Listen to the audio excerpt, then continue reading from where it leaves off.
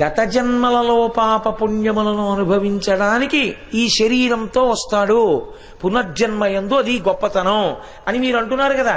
ఆ పునర్జన్మ యొక్క పాప పుణ్యములను తెచ్చుకుంటున్నాడనడానికి ఏమైనా నిరూపణ ఉందా అని అడిగింది ఆవిడ. కాశీపట్టణ వైభవం గురించి చెప్తూ పెద్దలు ఒక మాట అంటారు, కలుగని కాశీ శంభులింగములు కోట్లు, విశ్వనాథుండు లింగంబె శాశ్వతుండు. కలుగని తీర్థములు కోట్లు కాశీయందు అనగా మణికర్ణికయే తీర్థమని ఎరుంగు. అందులో కలుగని కాశీ శంభులింగములు కోట్లు, కాశీపట్టణంలో ఉండేటటువంటి శివలింగములను లెక్క పెట్టడం సాధ్యం కాదు. అన్ని శివలింగములు, ప్రతి శివలింగానికి ఒక చరిత్ర. ఇంచుమించుగా కాశీపట్టణంలో శివలింగ ప్రతిష్ఠ చెయ్యనటువంటి దేవతాస్వరూపం, గ్రహస్వరూపం మీకు కనపడదు. అంతమంది ప్రతిష్టలు చేశారు. అంత ప్రఖ్యాతమైనటువంటి శివలింగములు ఎన్నో ఉన్నాయి. ఇందులో ఏ ఏ శివలింగములను తప్పకుండా దర్శనం చెయ్యాలి. ఏవైనా కొన్ని శివలింగములను దర్శనం చెయ్యకపోతే దోషం వచ్చే అవకాశం ఏమైనా ఉంటుందా? లేకపోతే కాశీపట్టణానికి వెళ్ళినటువంటి వాడు ఈ శివలింగములలో వీటిని ఈ ప్రయోజనముల కొరకు దర్శనము చేసి తీరాలన్న నిబంధన ఏమైనా ఉంటుందా అంటే, మీకు ఉన్న అవకాశాన్ని అనుసరించి కాశీపట్టణంలో ఉండేటటువంటి శివలింగములను దర్శనం చేయడం మంచిది. కానీ కాశీపట్టణంలో ఎన్ని శివలింగములు ఉన్నప్పటికీ శాశ్వతమైనటువంటి శివలింగం మాత్రం ఒక్క విశ్వనాథలింగము మాత్రమే. ఎందుచేత అంటే, నేను మీతో ఒక మాట మొట్టమొదటి రోజునే మనవి చేశాను, దీనికి అవిముక్తము అని పేరు. ఎందుచేత అంటే, ఎన్నడూ పార్వతీ పరమేశ్వరుల చేత విడిచిపెట్టబడని క్షేత్రము కనుక ఆఖరికి బ్రహ్మాండములన్నీ మహాప్రళయమునందు పరమేశ్వరుడితో కలిసిపోయిన ఈ క్షేత్రం మాత్రం ఎప్పటికీ ఇలాగే పరమేశ్వరుని యొక్క త్రిశూలం మీద నిలబడి ఉండిపోతుంది కనుక దీనికి అవిముక్తము అని పేరు వచ్చింది. అందుకే ఇప్పటికీ మీరు లోపల విశ్వనాథ మందిరంలో చూస్తే, విశ్వనాథ మందిరంలోంచి మీరు బయటికి వచ్చినప్పుడు అటువైపు అన్నపూర్ణాదేవి ఉంటే ఇటువైపు అవిముక్తేశ్వరలింగము అని ఉంటుంది. అది పార్వతీ పరమేశ్వరులిద్దరూ ఈ పట్టణాన్ని విడిచిపెట్టకుండా ఉన్నారు అనడానికి నిదర్శనమైన ప్రదేశము. అక్కడే వాళ్ళిద్దరూ ఉంటారు అనడానికి గుర్తు. కాబట్టి అవిముక్తం.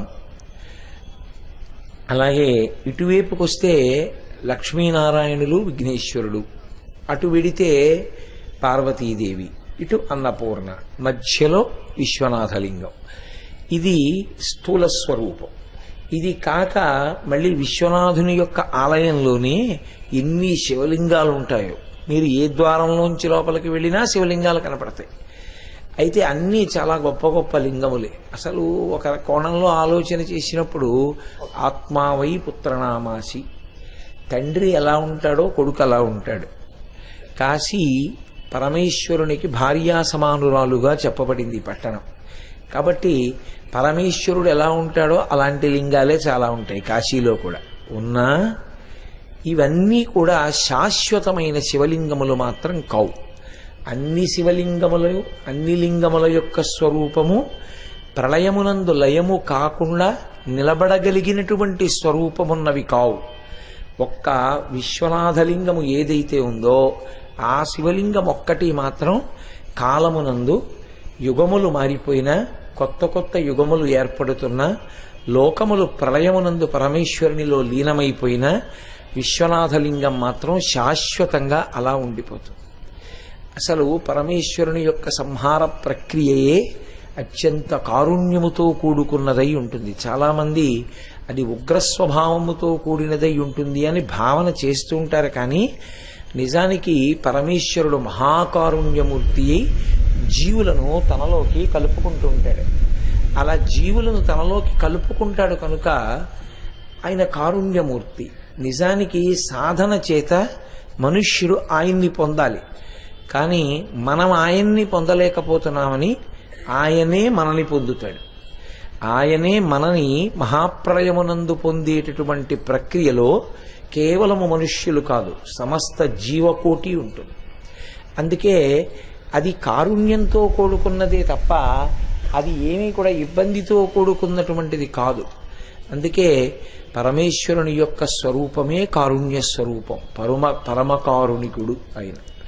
అటువంటి విశ్వనాథమూర్తి ఎవరున్నారో ఆయన ఇన్ని యుగములో దాటిపోతున్నా సరే శాశ్వతంగా నిలబడిపోయినటువంటి శివస్వరూపమునకు ప్రతీక మంగళమూర్తి అయినటువంటి విశ్వనాథలింగము. అందుకే శంకర భగవత్పాదులు ఒక చోట అంటారు, బ్రహ్మమస్తకావలి నిబద్ధతే నమశివాయ అంటారు. ఒక్కొక్క యుగం ప్రారంభమైనప్పుడు బ్రహ్మగారి స్థానం నిర్ణయింపబడుతుంది. నిర్ణయింపబడినప్పుడు ఇంటికి పెద్దవాడు బ్రహ్మగారు. ఎందుకంటే వేదాన్ని ప్రమాణంగా తీసుకుని ఆయన ఈ లోకములన్నింటినీ సృజిస్తాడు. ఆయన ఈ జీవులన్నింటినీ కూడా తయారు చేస్తాడు, శరీరం ఇచ్చి కర్మఫలాన్ని అనుభవించండి అని పంపిస్తూ ఉంటాడు. అయితే ఇక్కడ మళ్ళీ ఇంకో అనుమానం వస్తుంది. అలా అనగానే కర్మఫలాన్ని అనుభవించండి అని పరమేశ్వరుడు పంపించినది నిజమైతే ఇక మేము పుణ్యం చేసుకోవడం, మేము సాధన చేసుకోవడం అన్న మాట ఎక్కడుంది అసలు? ఇప్పుడు ఒరే నువ్వు సాయంకాలం కాశీలో ప్రవచనం చెయ్యి నా నుదుటిన రాశాడు అనుకోండి, కాశీలో సాయంకాలం అయ్యేటప్పటికీ నిద్రపట్టేయాలని మీ ముఖాన రాశాడు అనుకోండి. మీ ముఖాన అంటే మీరని కాదు నా ఉద్దేశం, ఎవరో వేరొకరి ముఖాన. వాడు వచ్చి నీ ముఖాన ప్రవచనం చేయమని రాశాడు, నువ్వు చేసావు. నా ముఖాన నిద్రబొమ్మని రాశాడు, నాకు అదే సమయానికి నిద్ర వచ్చి నిద్రపోతున్నాను. ఏమిటి దోషం? నాదే తప్పు. బ్రహ్మగారు అలా రాశారు, ఈ ఉపాధి అలా నడుస్తోంది. ఆవిడన్ని కార్యక్రమాలు చెయ్యాలని రాశాడు, చేస్తారు. మన నుదుటన వ్రాయబడి లేదు, మనం చెయ్యం, నాదే తప్పు.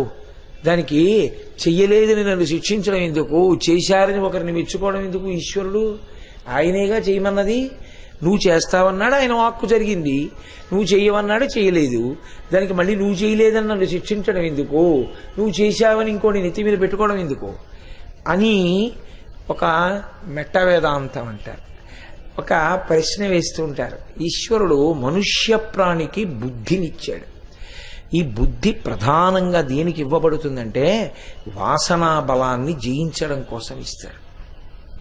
లేకపోతే ఈ సమస్త వాంగ్మయము ప్రయోజన రహితము. వివేకానంద స్వామి ఒక చోట అదే అంటారు, if you feel that the old scriptures and the literature cannot answer your present days question and context, do not hesitate to throw them out of your window అంటాడు. నిజంగా ప్రాచీన కాలం నుంచి ఉన్నటువంటి వేదము, పురాణములు, కావ్యములు ఇప్పుడు ఉన్నటువంటి లేదా రాబో కాలంలో సాధకుని యొక్క ప్రశ్నలకు జవాబులు చెప్పలేవు అని నువ్వు సహేతుకంగా నిర్ణయించుకుని ఉంటే వాటిని నీ కిటికీలోంచి విసిరేయి, నాకేం అభ్యంతరం లేదన్నారు. అలా ఎన్నటికీ విసిరివేయబడవలసిన స్థితిని కల్పింపబడవలసినవి కావని వివేకానంద స్వామికి తెలుసు. అందుకే ఆయన ఆ మాట అన్నారు. పరమేశ్వరుడు ఒక్క మనుష్య ప్రాణికి బుద్ధినిచ్చాడు. ఈ బుద్ధి చేత ఏం చేయవలసి ఉంటుందంటే వాసనాబలాన్ని గెలవాలి. వాసనాబలాన్ని గెలవడానికి బుద్ధి దేనికి ఉపయోగపడాలంటే వాంగ్మయాన్నంతటినీ ఆధారంగా తీసుకుని, గురువాక్యాన్ని ఆధారంగా తీసుకుని, శాస్త్రాన్ని ఆధారంగా తీసుకుని వాసనని గెలిచి తాను సద్వాసన యందు నిలబడగలగాలి.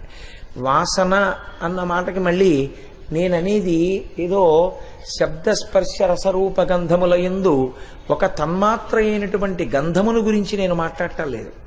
వాసన అన్నది గత జన్మల యందు జీవుడు దేని యందు అనురక్తుడయ్యున్నాడో ఆ అనురక్తిని మనసు ప్రాణోత్క్రమణ సమయమునందు మూట కట్టుకుని బయటికెడుతుంది. అది దానికి ఉండే లక్షణం. రుచి, వాసన ఈ రెండు మనసు పట్టుకునేటటువంటి పెద్ద యంత్రాంగం.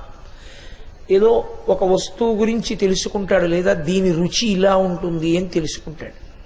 తెలుసుకున్నది దేనికి పనికి రావాలంటే అసలు యథార్థమునకు ఈ రుచి రుచా, ఈ సుఖము సుఖమా అని త్రోసివేయడానికి పనికి రావాలి. వేదము కొన్ని సుఖములను అనుభవించమని చెప్పింది, అందులో ఏమీ అనుమానం ఏం లేదు. ఈ సుఖం నువ్వు అనుభవించవచ్చని చెప్పింది వేదం. అలా చెప్పినవి ఏమున్నాయో అవి యజమాని అనుభవించవచ్చు, దోషం లేదు. నేను మీతో ఒక ఉదాహరణ చెప్పాలంటే మధుర పదార్థం తినాలనుంది, తినచ్చు యజమాని, తప్పేం లేదు. గృహస్థాశ్రమ స్వీకారం చేసి భార్య యందు కామానురుక్తుడు కావచ్చు, దోషమేం లేదు. వేదం కేవలం అదొక్కటి చెప్పి ఊరుకోలేదు. నువ్వు మధుర పదార్థాన్ని కొంతకాలం అనుభవించి ఇది ఆనందమా, ఆనందమైనదైతే దీని యందు శాశ్వతత్వం ఉంటే నేను ఎంత తిన్నా ఆనందమే ఉండాలి. మరి కొంత తినేటప్పటికి దుఃఖం వస్తోందబ్బా, ఇంకొద్దు ఈ మధుర పదార్థం అనిపిస్తోంది, కాబట్టి దీని యందు లేదు, ఇది నాటకం. కానీ ఎంత అనుభవించినా సరే దేని యందు ఆనందమునకు పరిమితి లేదో, లోటు లేదో అది నిజమైన ఆనందము. మిగిలినవి సుఖ దుఃఖ స్వరూపములు. మనసు యొక్క ఆట. ఖ అంటే ఆకాశం, అది ఎప్పుడు అలాగే ఉంది. ఒక్కొక్కప్పుడు కొన్నింటిని చూసి బాగుందంటుంది, బాగుంది, చాలా బాగుందంటుంది, అప్పుడు సుఖ. మళ్ళీ అది అంటుంది ఇది బాగులేదంటుంది, దుఃఖ. అప్పుడు ఆకాశానికి మబ్బు కమ్మింది, దుఃఖ. బాగుందంటే సుఖ. సు మారింది, దూ మారింది, ఖ అలాగే ఉంది. ఆత్మ ఎప్పుడూ అలాగే ఉంటుంది. మనసు నాటకం ఆడుతూ ఉంటుంది. ఇది బాగుంది, ఇది బాగులేదు అన్న ద్వంద్వములు దేనివి అంటే కేవలము మనస్సువి. ఈ ద్వంద్వములకు వశపడి ఉండేటటువంటి వాడు జీవుడు, ద్వంద్వములకు ఎన్నడూ వశపడని వాడు పరమేశ్వరుడు. అందుకే వృషద్విచిత్రతల్పయోర్ భుజంగముక్తిక స్రజో గరిష్టరత్నలోష్టయో సుహృద్విపక్షపక్షయో తృణారవింద చక్షుషో ప్రజామహీ మహేంద్రయో సమప్రవర్తయన్మన కదా సదాశివం భజే అంటారు. ఆయన అన్నిటి యందు సమానంగా ఉంటాడు. శీతలము ఉష్ణము అన్న రెండు మాటలు ఆయన దగ్గర ఉండవు. మనిషి గత జన్మలలో దేని యందు బాగా అనురక్తి పెంచుకున్నాడో ఆ అనురక్తి ఉండిపోతుంది ఇప్పుడు కూడా. ఈ జన్మలో మూట కట్టి తెచ్చుకుంటుంది మనసు. అందుకే మీరు చూడండి, జీవుడు తన వ్యవస్థని తాను అనుభవించవలసిన దాన్ని తాను తెచ్చుకుంటాడు. చంద్రశేఖరేంద్ర సరస్వతి మహాస్వామి వారు ఒకానొక పట్టణంలో విడిది చేసి ఉన్నారు చాతుర్మాస్యానికి. అక్కడికి సనాతన ధర్మమునందు పునర్జన్మ సిద్ధాంతమును అంగీకరించినటువంటి ఇతర సిద్ధాంతముల వారు కొంతమంది ఆయన్ని దర్శనం చేయడానికి వచ్చారు. ఆయనంటే చాలా గౌరవం, చాలా భక్తి. అందులో ఒక ఆవిడ పరమాచార్య స్వామి వారిని ఒక ప్రశ్న వేసింది. అయ్యా, జీవుడు పునర్జన్మయందు గత జన్మముల యొక్క పాపపుణ్యములను తెచ్చుకుంటాడు అని మీరు అంటున్నారు కదా. పునర్జన్మ సిద్ధాంతమే సనాతన ధర్మమునందు ప్రాణప్రదం. అసలు ప్రాణమంతా ఎక్కడ అంటే సనాతన ధర్మానికి పునర్జన్మ సిద్ధాంతమే. అందుకే మీరు పాపం చేయడానికి ఎందుకు భయపడతారు? మీరంటే మనం అయ్యి బాబోయ్ దాన్ని వచ్చే జన్మలో అనుభవించాలరా, ఎందుకు వచ్చిన గొడవని. పునర్జన్మ లేదు అని నేను అన్నాను అనుకోండి, ఇక దేనికి భయం మీకు? ఏమైనా భయపడవలసింది ఉందా? పుణ్యం ఎందుకు చేయడం? జీవుడు అనుభవించడానికి ఇంకో జన్మ లేదుగా. పాపం చేయడానికి ఎందుకు భయం? దానికి ఫలితం అనుభవించడానికి ఇంకో జన్మ లేదుగా. పునర్జన్మ సిద్ధాంతం ఎక్కడున్నదో అక్కడే ప్రవర్తన చాలా చక్క చేయబడుతుంది. ఎందుకంటే జీవుడు వాడే శరీరాలు మారతాయి. అనుభవం జీవుడిది. శరీరము దేని కొరకు అంటే జీవుడు సుఖదుఖములను అనుభవించడానికి శరీరము ఉపకరణం. ఇప్పుడు ఇది లేదనుకోండి, నేను ఎలా అనుభవిస్తాను? సుఖదుఖాల్ని అనుభవించడానికి లేదు. ఇప్పుడు ఇది ఉంది కాబట్టి దీనికి ఆకలి వేసింది, ఆకలి అన్న దుఃఖాన్ని అనుభవిస్తాను. ఇది ఉంది కాబట్టి దీనికి కడుపు నిండింది అనుకోండి, అమ్మయ్య కడుపు నిండిందన్న సుఖాన్ని అనుభవిస్తాను. ఇది ఉందనుకోండి, ఇక్కడెక్కడో తెగిపోయింది అనుకోండి, నాకు కాలు దగ్గర తెగిపోతే నిప్పెడుతూ ఉంటుంది. ఆ నిప్పెడుతున్నప్పుడు అబ్బా బాధ పెడుతోంది అని బాధపడుతుంటాను. బాధ జీవుడిది. జీవుడు బాధపడడానికి ఉపకరణం శరీరం. సుఖం జీవుడిది. జీవుడు సుఖపడడానికి ఉపకరణం శరీరం. మంచి ఎండగా ఉంది, పడుకున్నాను, ఏమిటో ఈ ఉక్కపోతాను, అటు తొల్లి బాధపడుతున్నాను. ఉండండి గురువుగారు, మీకోసం ఎయిర్ కూలర్ పట్టుకొచ్చాం, ఇదిగో పెడతాం, పడుకోండి అని పెట్టారు. ఇప్పుడు ఒంటికి చల్లటి గాలి తగిలింది. శరీరము తనంత తాను జడము, కర్మ జడము. లోపల ఉన్నటువంటి చిత్ చైతన్యం ఉన్నంతసేపే దీని గొప్పతనం. అందుకే చిత్ జడ గ్రంథి అని పేరు దీనికి. చిత్తు జడము కలిసి ఉంటాయి గ్రంథిగా. ఇప్పుడు దీనికి చల్లటి గాలి తగులుతోంది, అమ్మయ్య హాయిగా ఉందండి. ఎవరు? మనస్సు సూక్ష్మ శరీరం అంది. అనగానే నాకు నిద్ర పట్టింది. అంటే ఇప్పుడు సుఖమునకు కారణమేది అనుభవించడానికి? ఇది ఇది లేదనుకోండి, ఇక సుఖం దుఃఖం అనుభవించడానికి ఏమైనా ఉందా? ఏం లేదు. కాబట్టి గత జన్మలలో పాప పుణ్యములను అనుభవించడానికి ఈ శరీరంతో వస్తాడు. పునర్జన్మయందు అది గొప్పతనం అని మీరు అంటున్నారు కదా. ఆ పునర్జన్మ యొక్క పాప పుణ్యములను తెచ్చుకుంటున్నాడనడానికి ఏమైనా నిరూపణ ఉందా అని అడిగింది ఆవిడ పరమాచార్య స్వామి. ఆయన ఏం అనలేదు. పరమాచార్య స్వామిని ఏదైనా ప్రశ్న వేస్తే వెంటనే జవాబు చెప్పేవారు కాదు. ఒక్క క్షణం ఆగి కళ్ళు మూసుకుని తర్వాత చెప్పేవారు. మహాత్ముల మాటలు అలాగే ఉంటాయి ఎప్పుడు. ఆయన అన్నారు, ఒక పని చెయ్యమ్మా, ఇది చెప్పడం తర్వాత చెప్తానులే. ఇక్కడ 3వ వీధిలో ఒక ప్రసూతి హాస్పిటల్ ఉంది. ఒక కాగితం పెన్ను పట్టుకెళ్ళి ఎన్ని గదులు ఉన్నాయో చూడు. ఇవాల్టి సూర్యోదయం నుంచి రేపు సూర్యోదయం పరిమితి పెట్టుకో. ఎన్ని గదులున్నాయి, తల్లిదండ్రులు ఎవరు, ఏ పిల్లలు పుట్టారు వ్రాసుకుని రా అన్నారు. ఆవిడ మర్నాడు వచ్చింది. ఏమైంది అన్నారు. అయ్యా 16 గదులున్నాయి, 4 ఎయిర్ కండిషన్డ్ గదులు, 4 స్పెషల్ రూమ్స్, మిగిలినవి సాధారణమైనటువంటి గదులు. ఇవి కాక ఒక ఆవిడ ఆ బయట ఉన్నటువంటి వరండాలో పురుడు పోసుకుంది. ఇదిగో ఫలానా ఆగర్భ శ్రీమంతుడికి లేక లేక 40వ ఏట పుట్టేట ఈ అబ్బాయి ఫలానా గదిలో అని అన్నీ చెప్పింది. ఆయన అన్నారు, అయి తీరిపోయిందని అనుమానం అన్నారు. ఆవిడ ఒక్క క్షణం ఆగి అన్నీ చెప్పి తీరిపోయింది. ఆగర్భ శ్రీమంతుడికి కొడుకుగా పుడుతూనే వాడు వారసుడు అయిపోయాడా? తండ్రిదంతా ఎవరిదప్పుడు? వాడిదే. వాడేమైనా సంపాదించాడా? వాడు సంపాదించలేదు, కోట్లు వాడివే. వాడు వారసుడు అయిపోయాడు. అలా అయిపోవడానికి కారణం వాడి గత జన్మ పుణ్యం. ఇప్పుడు అది క్షయం అవ్వాలి, అందుకని ఈయన కొడుగ్గా వచ్చాడు. ఒక ఆయన దరిద్రుడిగా పుట్టాడు. గత జన్మలలో చేసుకున్నటువంటి పాపం అలా పుట్టించింది. తర్వాత ఒకవేళ ఐశ్వర్యవంతుడు కావచ్చు, అప్పుడు పుణ్యం మళ్ళీ అనుభవంలోకి వచ్చింది. కాబట్టి పునర్జన్మ సిద్ధాంతమునందు పాపపుణ్యములను అనుభవించడానికి ఈ శరీరంతో వస్తాడు. ఇప్పుడు అర్థమైందా? అయ్య బాబోయ్, ఇంత గొప్పగా మీ ధర్మం ఎందుకు చెప్పిందో ఇప్పుడు అర్థమైందండి. పరమసత్యం మీ ధర్మంలో చెప్పింది, అంగీకరిస్తున్నానని వెళ్ళిపోయారు. కాబట్టి ఈ శరీరము లేనినాడు సుఖ దుఃఖములను అనుభవించడానికి జీవుడికి ఉపకరణము ఉండదు. కాబట్టి నిజానికి జీవుడు అనుభవించేటటువంటి సుఖ దుఃఖములకు ఈ శరీరాన్ని సాధనంగా ఈశ్వరుడు ఇస్తాడు. అందుకే దీనికి శకటము అని పేరు. బండి ఇది 2 చక్రములతో నడుస్తూ ఉంటుంది. ఇందులో మనుష్య ప్రాణికి బుద్ధినిస్తాడు. ఈ బుద్ధి చేత మనుష్యుడు ఏం చేయవలసి ఉంటుందంటే, గత జన్మలలో మనసు పట్టుకొచ్చింది చూశారు వాసనలో. పుడుతూనే మీరు చూడండి, ఓ పిల్లవాడు ఎక్కడైనా భగవత్ సంబంధమైన పాట వినపడితే వాడు ఇలా ఇలా నమస్కారాలు పెడతాడు. నేను మొన్ననే కాకినాడలో దేవీ నవరాత్రులు చేసినప్పుడు ఒక పిల్లవాడు కచేరీ చేయడానికి వచ్చాడు మా దగ్గరికి.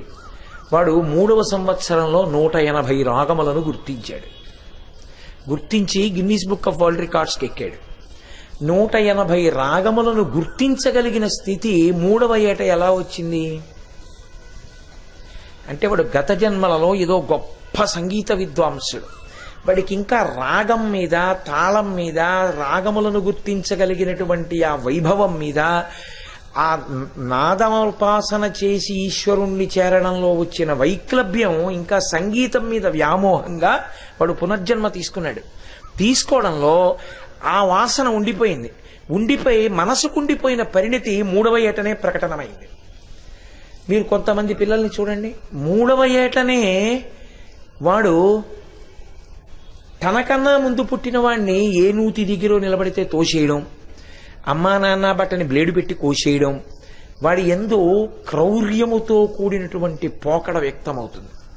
ఒక్కొక్కడు భోగాభిలాషి, ఒక్కొక్కడు చాలా చిన్న వయసు నుంచి భగవంతుడు, భక్తులు, ఆశ్రమాలు, దేవాలయాలు వాటి మీద అనురక్తితో ఉంటాడు. ఇక్కడే తిరుగుతూ ఉంటాడు మా మోహన్ రావు అబ్బాయి బాలాజీ. వాడి వయసేపాటి, వాడు ఎప్పుడు అయ్యప్ప స్వామి గుడి, తీర్థయాత్రలు, వాడి ఈడి పిల్లలు ఉన్నారా లేరా వాడికి అనవసరం. వాడు మీరు చూడండి, వాడిని నువ్వు వడ్డించరా అనక్కర్లా, గ్లాసులు పట్టుకుని పెట్టేస్తూ ఉంటాడు, కంచాలు పెట్టేస్తూ ఉంటాడు. కాకినాడ నుంచి వచ్చినటువంటి 400 మంది యాత్రికులలో ముఖ్యమైన స్థానాల్లో ఉన్న వాళ్ళందరూ వాడికి తెలుసు. ఎవరి దగ్గర ఏముంటాయో వాడికి తెలుసు. వాడు నేను ఇక్కడ కూర్చుని పిలిచి, ఒరే కొండలరావు నాయుడు గారి దగ్గరికి వెళ్ళి పోర్టబుల్ స్పీకర్ పట్టుకుని తొందరగా రమ్మంటున్నానని చెప్పు అంటే వాడు క్షణాల్లో వెళ్ళొచ్చి కొండలరావు నాయుడు గారు వంటశాలలో ఉంటారని అక్కడ కూడా వెతికాను, లేరు అంటాడు. అంటే వాడు ఎవరెవరు ఎంత ప్రధాన కార్యకర్త, ఆయన ఎక్కడుంటాడో కూడా వాడికి తెలుసు. వాడికి ఎలా వచ్చింది ఆ సంస్కారం? ఏమి మిగిలిన వాళ్ళ పిల్లలు ఎవరు వచ్చి అలా ఎందుకు చేయలే? వాడు ఒక్కడే ఎందుకు అలా వెంటపడి వచ్చాడు? అది జన్మాంతర సంస్కారం. ప్రహ్లాదుడు గురించి చెప్తూ అదే అంటారు, బాల్యమునందు ఏది అలవాటు పడిందో అది స్థిరీకరింపబడుతుంది. బాల్యమునందు అలవాటు పడనిది గత జన్మలకు విత్తనం తప్ప ఇప్పుడు చెట్టయ్యే అవకాశం ఉండదు.